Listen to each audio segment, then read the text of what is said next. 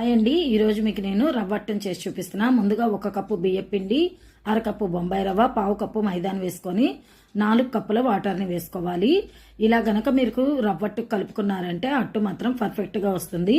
దీనిలోకి టేస్ట్కి తగ్గట్టు సాల్ట్, కొంచెం జీలకర్ర వేసుకొని ఒకసారి పిండిని మొత్తం కలుపుకోవాలి. ఎక్కడ ఉండలు అనేవి లేకుండా బాగా కలుపుకొని ఇలా కలిపిన బ్యాటర్ని 2 అవర్స్ అయినా సరే పక్కన పెట్టుకొని నాననివ్వాలి.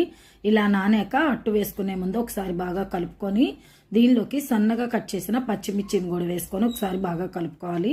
మనం అట్టు వేసుకునేటప్పుడు ఇది బాగా కలుపుకొని మాత్రమే అట్టు వేసుకోవాలి.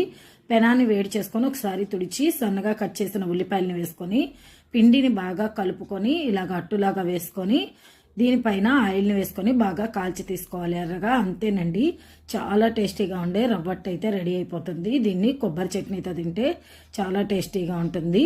ఈ వీడియో నచ్చితే కనుక like, share and subscribe. Thank you for watching.